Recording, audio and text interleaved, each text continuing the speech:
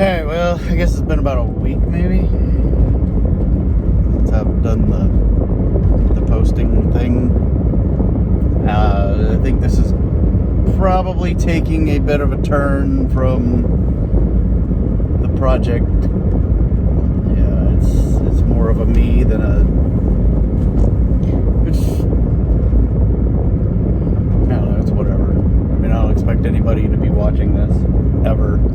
I mean, I honestly don't care.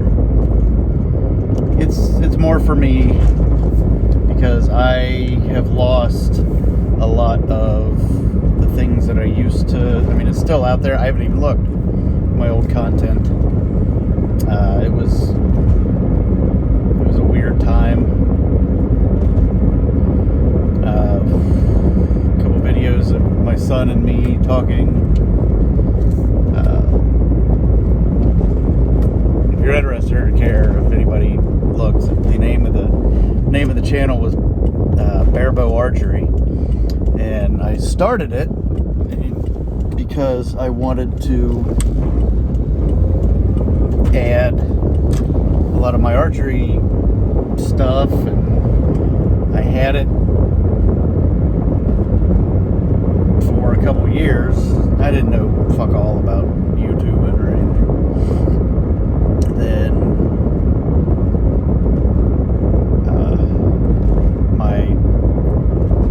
my world kind of got upended a little bit, and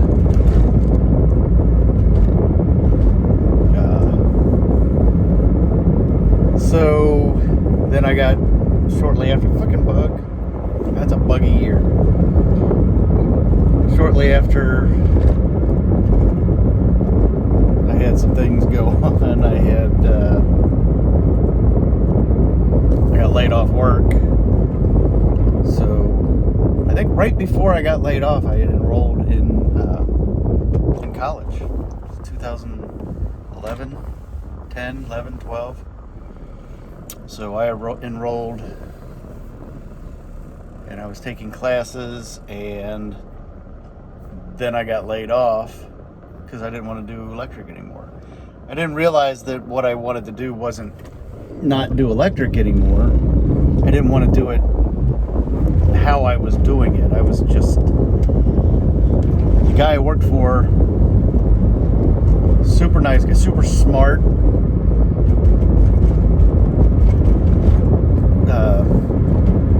but just the jobs we were getting, it was the nature of the business at the time. It was, we weren't getting the jobs that we needed, or that I could do anything really, and a lot of the jobs that we were getting, they weren't challenging. Yeah, there are time restraints and other challenges, but there's more to being challenged than having to do challenging things. Or I want to be challenged. So a lot of the things we were doing, we had one job. It was a chemical plant. That was neat. It had a lot of industrial type, a lot of rigid, and some control wiring, a lot of control wiring. And it was, when we first looked at it, I was like, oh, it's so big. And then, it was entry level shit, which is fine. That was kind of,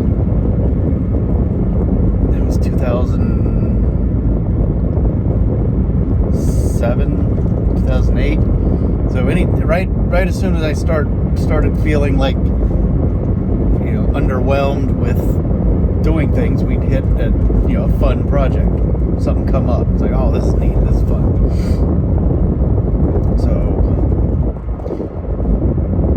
then it just got worse after the layoffs.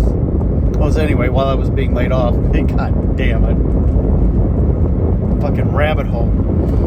So I got laid off and enrolled in school, and I spent a lot of time YouTubes and found podcasts. I found podcasts right before we got laid off. And that was right about the time, God, everything happened right around the same time. Right around the time Paula died. Then I discovered, shit, I'm in fourth gear. Right before Paula died, I discovered Astronomy Cast on a podcast, because it was shortly after, it was a couple years after the Pluto demotion, and I wasn't really familiar with it, but my son had gotten into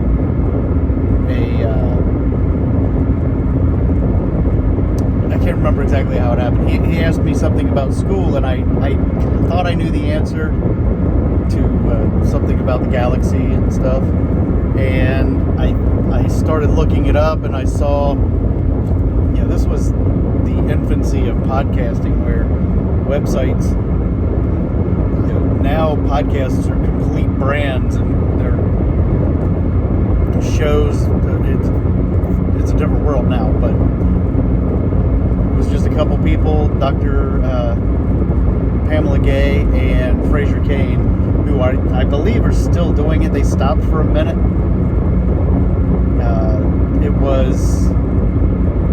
It started off being, I know there was something else before those two kind of became the format, and I loved how even in their opening line they say we discuss not only what we know, but how we know what we know, and that's more important. That I'm like, oh well, that's neat. So she's way smarter but she's nice about it. She's fucking brilliant. I love the hell out of her. So anyway, I started podcasts, and then that led to YouTube searches, and YouTube was kind of not very friendly at the time as far as searching and content, and then I started just, that was really when I came into my own as far as seeing a niche for being activist or an active atheist, because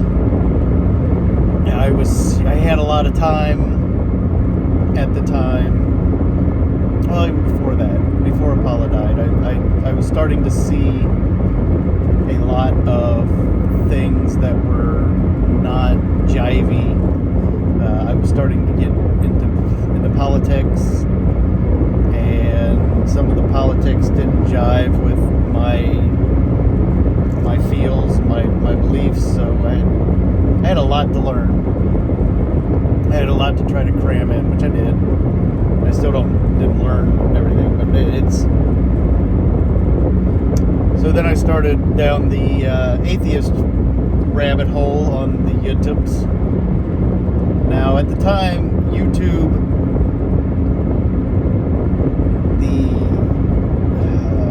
I hate these words, or the atheist community on YouTube, the gang, the group, started off being,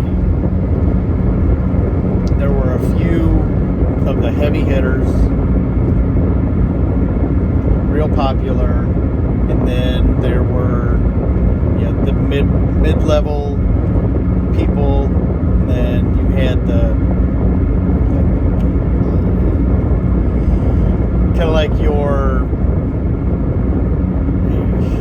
I don't know, and then you had the low to active, several thousand to a few hundred followers, and then that was my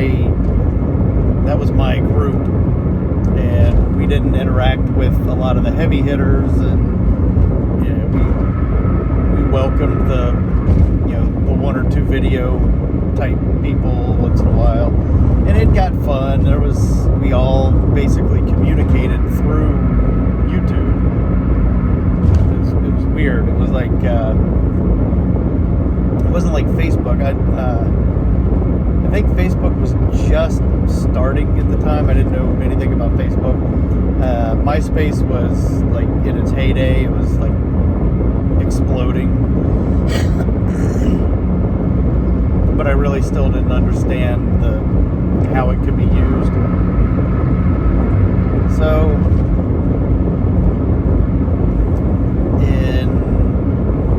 I started with a few videos. Actually, before this, I started. Me and my son were just talking. He was, I don't know, 8, 9, 10 years old. We were riding around, and I had my camera, and I popped it on the dashboard, and we were like, we were just bullshitting. I wanted to see his view on how he saw life and things, and how because I thought, because you see people indoctrinating their children into religions or ideals or political leanings, and I was curious or concerned that my influence on my son was, just because it was how I feel. I didn't want that to be how my children felt. I wanted them to be able to come up with their own ideas. I didn't want to force feed anything onto them. My daughter, at one time, she came home, it was like November or something. She said, "I want to be Jewish." I'm like, fucking go for it. So she tried that for a minute. I mean, but I didn't take my kids to church. I didn't think that was a good idea either, because I didn't want to make it confusing, but I may have been derogatory or negative toward religion in front of them, and not as a tool, but or not as a recruiting for them, but just because that's how sometimes I communicated with other people, and of course they were around in some scenarios. So anyway, we had like a half-hour talk, a couple talks, and I just recorded it. I think I just threw it on the YouTube, and that was it. I think it was an atheist and his son, or an atheist talks to his son. So I threw that out there before I even got into the whole YouTube community thing. And I had a regular contributor from Sweden, I think, Norway. He commented on a video, and he basically reposted it on his page, and next thing you know, I got people coming from all over, just, "Hey, you're new," and talking. I'm like, I tired. So that kind of got me into, it wasn't like a regular content provider thing. It was just me. It was actually doing this, driving and talking, because I was in the middle of, I don't think I was working. I had gone to do a couple jobs. I had a few things going on. So this was easy for me to just plop the camera up on the dash and go. Now, that isn't really, it's not the best, but it's when my thoughts would come out, and I'm kind of trapped in my vehicle. I can't really go anywhere. I don't want to edit. I did edit some videos, some things I've done. So So instead of doing archery stuff, I just used what I already had, Barebow Archery, and that was my YouTube channel, and it didn't match. The names didn't. It was whatever. I think I like a couple hundred videos I had, a couple thousand followers. I think some of my videos got like a couple thousand views here and there, and it was mostly just my friends or the people, because when you follow somebody and you pop up, you open up your YouTube to get your content.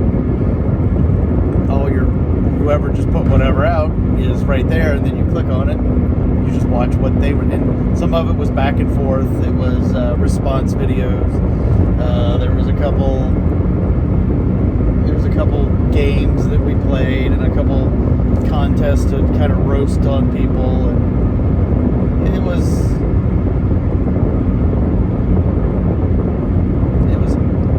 looking back, it was kind of cheesy, but I made some great connections with some really interesting people from around the world, and I really like that.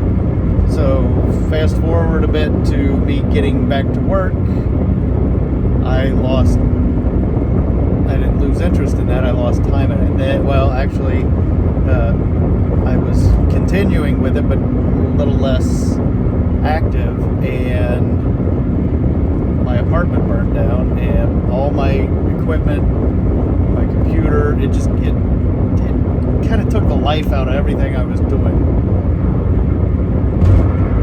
So and that was about the time I started seeing a new chick. We'd been together for about 6 months when my apartment burned down. Maybe a year. I don't know, it was about a year after Paula died. So then it was a dark time in my life, and I lost interest in a lot of things that I did. Like hunting. I haven't really been actively hunting since. I talk about it all the time. I have been. I've killed one deer since my 11-pointer in 2010.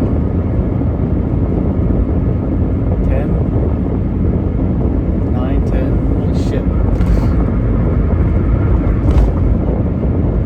I lost myself for a couple years. Several years. I didn't know where I was going. So I hung out with this chick for, I think, almost 8 years. And some of it was good. Some of it was not so good. Toward the end, actually before the end, she was going through her own stuff, struggling with her own things that she didn't communicate, and I was being neglected, and I needed things that I didn't know how to communicate. Looking back, it could have been avoided, but not that anybody was wrong or bad. It just didn't work, and I made some mistakes. I made some decisions that were for me, yes, but they were decisions that changed the lives of a couple other people. And at the time, it was not for the better, but eventually, as things wear away, they are, I'm going to say, they are in a better place, which they are. Emotionally, they're better off without, not without me, but without the dynamic was weird. It was a bad situation. For almost 4 years, it was really bad. And instead of addressing it, we just kind of muddled through it. Anyway, it was bad. Anyway, God damn it. So that YouTube experience was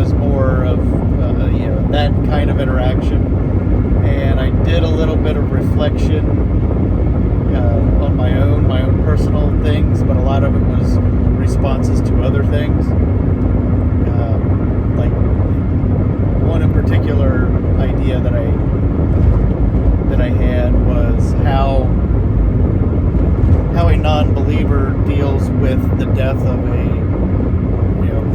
anybody really, a close family member, or in my case, it happened to be my spouse. So, how do you deal with that? I didn't deal with it very well. Who do you turn to? You don't. You can't turn to God because there is no. But that, it's whatever. So,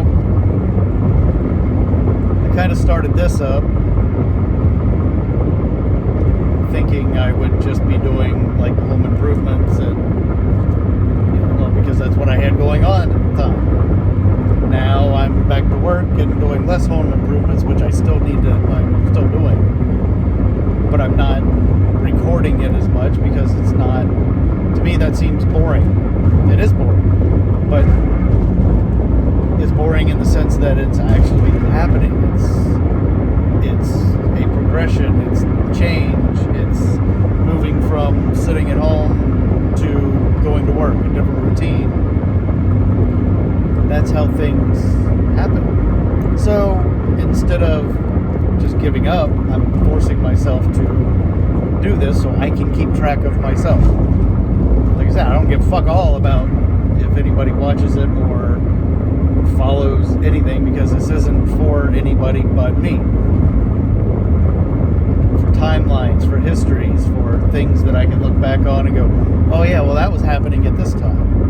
Because I can recall things, but it's not as concrete.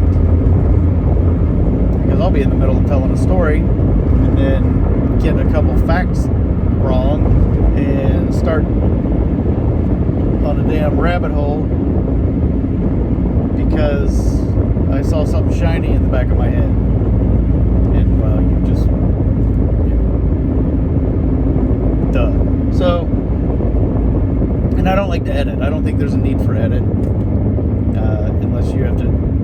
unless you're doing like a scripted, some kind of scripted monologue, or if you're having discussions and some of those discussions waver off topic and you don't get to, it's not part of it, but my wavering off topic is kind of part of how I tell stories. So this motherfucker is doing 50 miles an hour on the goddamn highway, and I can't get around it. So this is my journey. I'm going to keep this going for as long as I can, because YouTube isn't going anywhere. Once it's out there, it's out there. I don't want to edit, like I said, because I think that takes up too much time. And if I was producing content for a purpose and for an audience in a specific format that my audience expects, then I would have some editing to do. But me just rambling, I don't give a fuck if anybody sees it. You the viewer, thank you, but I don't give a fuck if you watch this or not. So, not because I don't care about you, but this is for me, and I'm glad that you are here to enjoy it as well, if you care. And I know anything more than like 15 minutes of rambling gets to be like, is this fucker gonna even say anything substantial? Because I'm out, and I would too. Don't blame me. But so in this, I went to my daughter's Saturday. I went and got my tattoo Friday or Saturday. I went to my daughter's Sunday and spent 8 hours cleaning the roof. Not necessarily the gutters, because They got gutter guards on the gutters, but some twigs and stuff. They live in a real wooded area, so a lot of twigs and leaf stems get stuck in the gutter guards, a little gap, and they keep shit from blowing off the roof. So it kind of builds up there and creates a dam, especially in the valleys. They got two valleys where they got the dormer, the garage dormer that comes off, and it's a heavy pitch, but there's so much debris that it gets dammed up, and that causes issues too. Anyway, I got that done, climbed up on the roof, trimmed some bushes, trimmed some branches, ran 2 full tanks out of my weed eater, my trimmer, probably 30 feet of line, and I was just hitting weeds. Just weeds. No edging of concrete, nothing. I mean, I did some hard edging to establish a line for the driveway, because the driveway's gravel and it's kind of sloped in, and where the dirt and debris collects, it creates dirt for grass and weeds to grow. So I sprayed 8 gallons of Roundup, and I mowed. If I had to guess, I'd probably say it's the equivalent of right about maybe 3/4 of an acre of mowing with the backyard. Oh, and then there was a path that goes from the backyard down to the creek, about 4 or 5 feet wide. Probably about 60, 80 feet of that. So I was busy all day. I'm sore, but I got to do that. I got to hang out. I got to see the twins. They're cool as hell. I've never held twins before. I've held 2 children in my arms, but not like twins like that. That was pretty cool. Hang out with my granddaughter, who's feeling a little bit neglected because she was the only child, and with all the Rona, it's her only source of entertainment or human interaction pretty much has been her parents. And not that they're bad, or it's just motherfucker needs variety. She's a regular old cracker. So she needs a little bit more going on. So my wife has taken the role of grandmother very well, and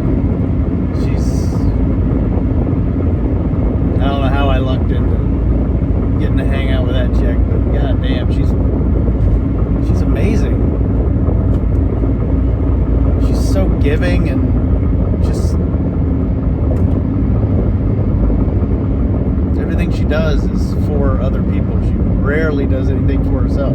And if she does anything for herself, she does it because in the long run it will benefit somebody else. It's hard to convince her to be selfish for something. And when she does decide that she wants something that's just hers, or I encourage it. She's like, well, thank you. It's like, oh, I get to, no, I mean, you deserve it. I mean, I have motorcycles. I got motorcycles. Eventually, I'm gonna, when hunting ramps back up, I'm going in. I'm fucking diving in, dude. I'm ready. So, I have motorcycles, I have hunting, I have my adventures that I can do that it's not her thing. And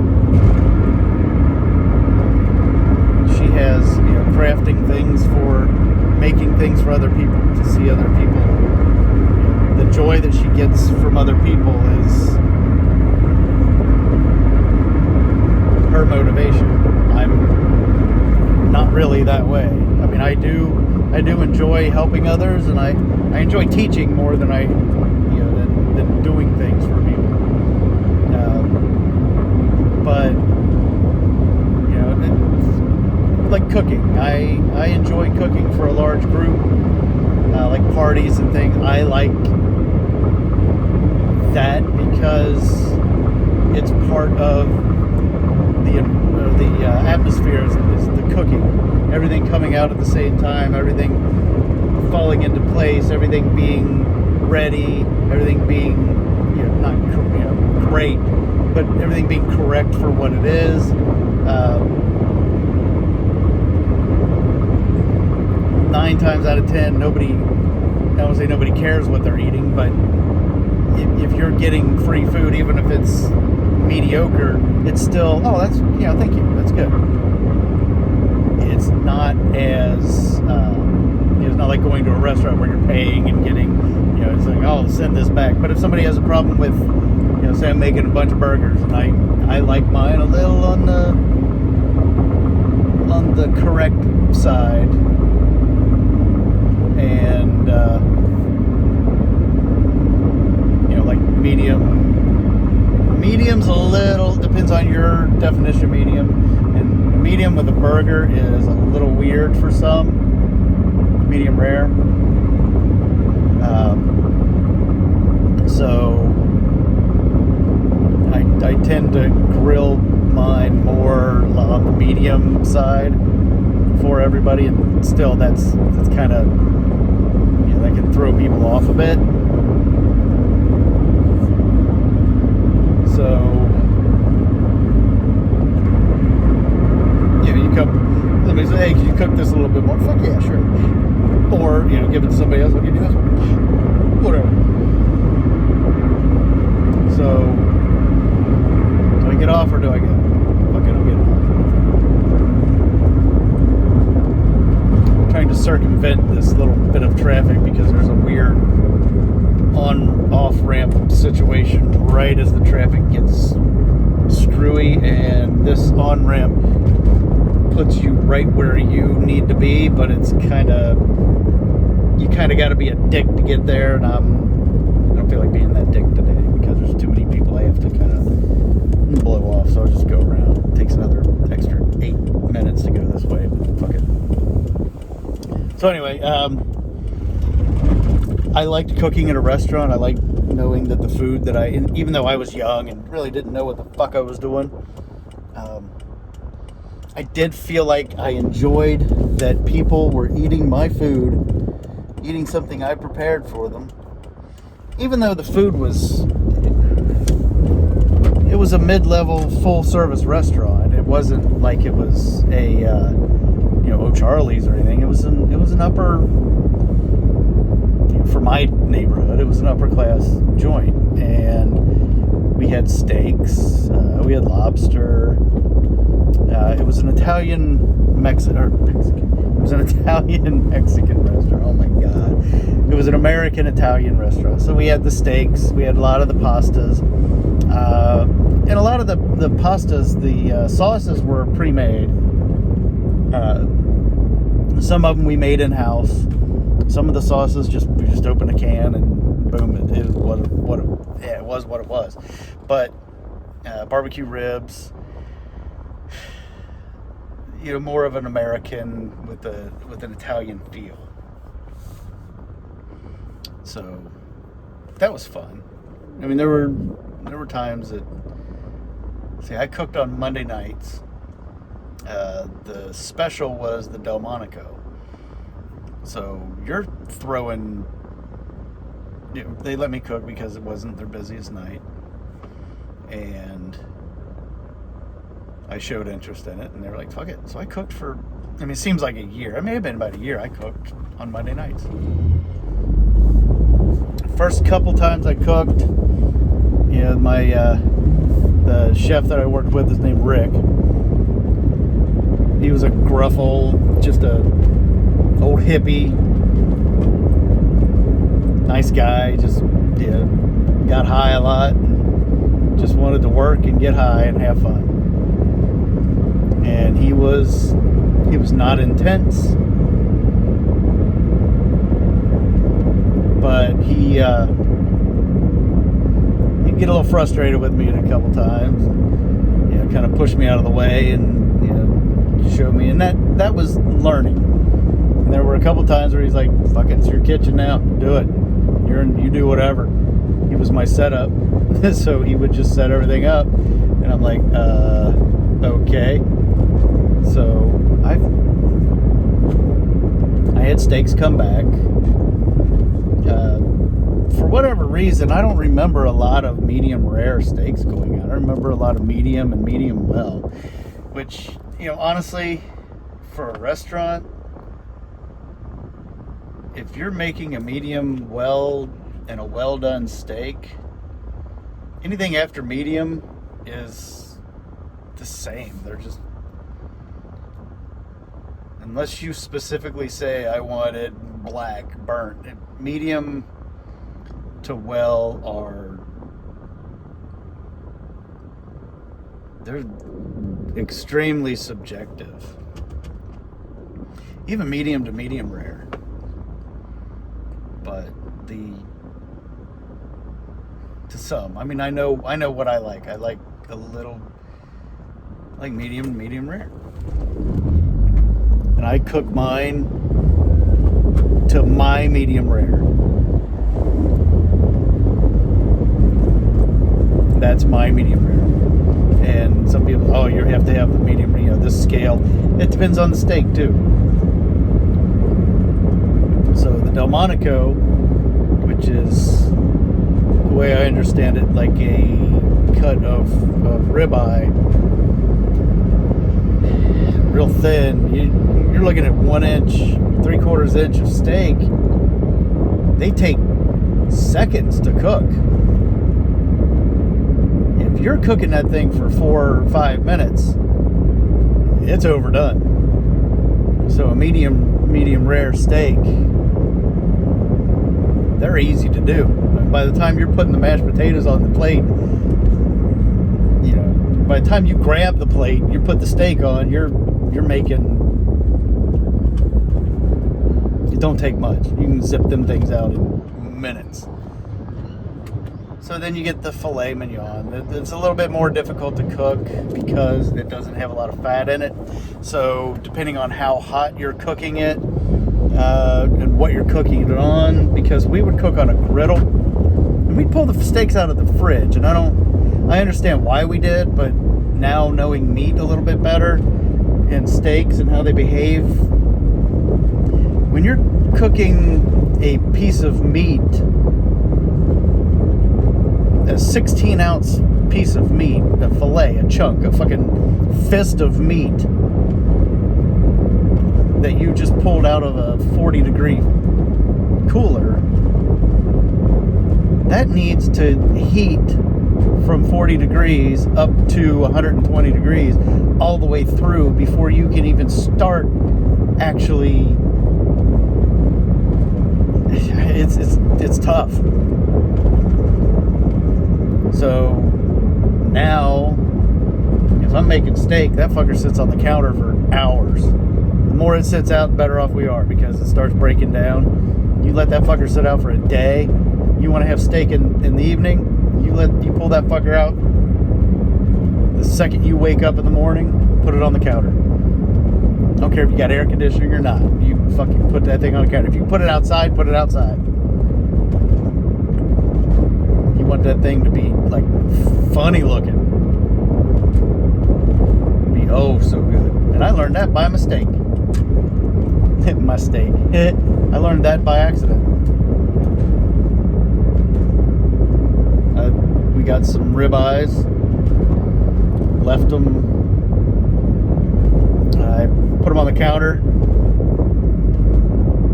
Opened them up, took them out of the packaging and, whatever. I think we got them at the butcher, so they were wrapped in the butcher paper. I put them out, and I set them on top of the fridge, because it's making room for everything. I was going to put them in the fridge and then grill them the next night. We had friends coming over. I had 4 of them. 4 of these fucking face-sized ribeyes. I left it out. Left them out all night. Next day, I'm like, oh, fuck, I left them steaks out. I said, well, because sorry. Motherfuckers letting people over, not knowing people coming behind them. Jesus Christ. Anyway, so I left them out. Or I would always, like an hour or so before, because that's why I heard an hour before, for room temperature. But meat has insulative properties that really, the temperature differences are whatever. So a couple hours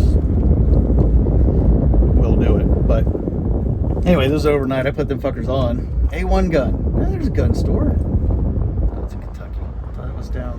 I mean, not that I don't think I can buy a gun in Kentucky, being an Ohio resident. I mean, I could and then have it transferred. I think still you have to have things transferred. It's like depending on where you go, some places will charge you. So, but anyway, my friends were coming over and like, oh, they had showed up. So, well, we got these steaks. I was ready to go. So I threw them fuckers on the grill. Some of the best goddamn steaks I ever had in my life. And I just fucking nailed it. And I had been making ribeye for years on the occasional when we would be able to treat ourselves and actually get ribeyes. We'd get Paul and I would get ourselves a ribeye or something good, and then we'd get the kids just like flank steak or sirloins are kind of tough to cook. You can cook them, you can overcook them fast. But anyway, the cooking at the restaurant was a good experience. So even back then, I knew that I enjoyed knowing that I created something, even though it was just basically a cookie cutter. This is on the menu, this is prepared, boom, ready. But the steaks and stuff you had to kind of do. And we made sandwiches, deli meat sandwiches and stuff. And I really enjoyed making those sandwiches because, I got taught how to do it and what size, because every restaurant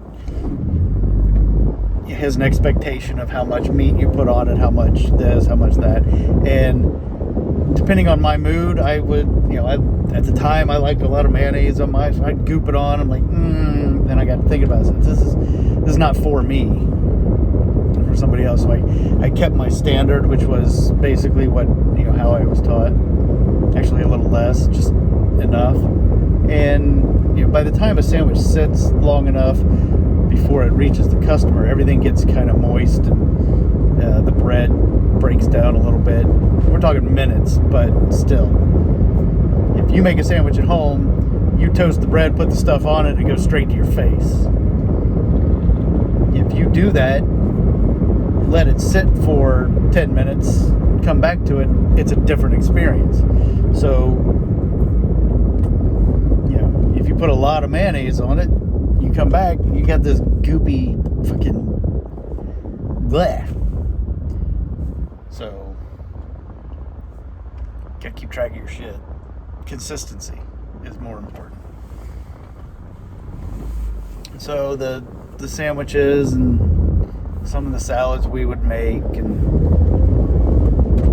French fries were always, you'd always throw a extra bit depending on where you were in the back, because if you got down to the bottom and there were broken fries, you look at it and go, I wouldn't want to eat that. As far as restaurants go, honestly, you hear these horror stories about people dropping stuff on the floor or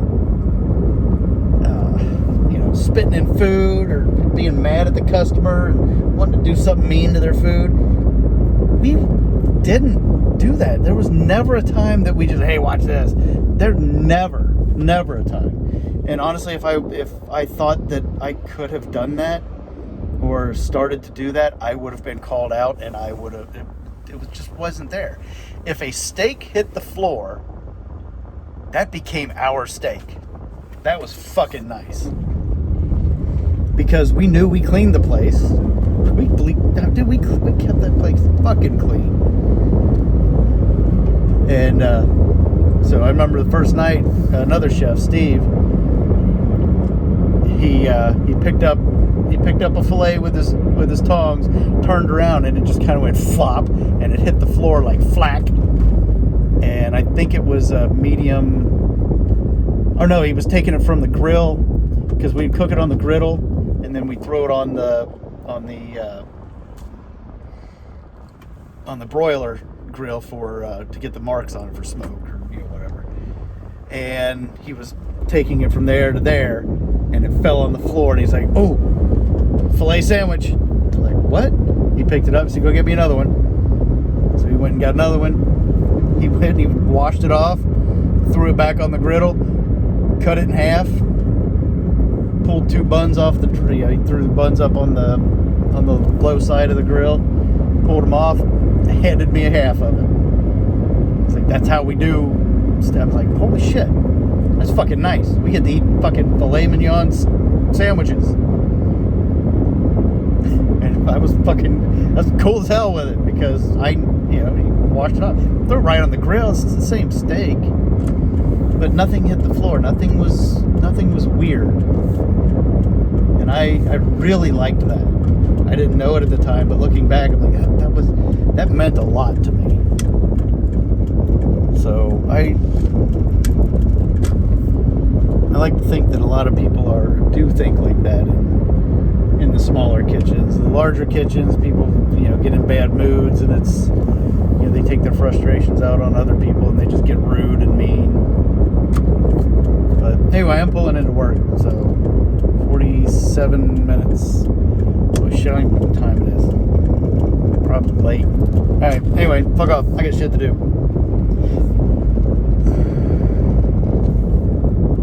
I said fuck off. I got shit to do. God damn it. Push the button.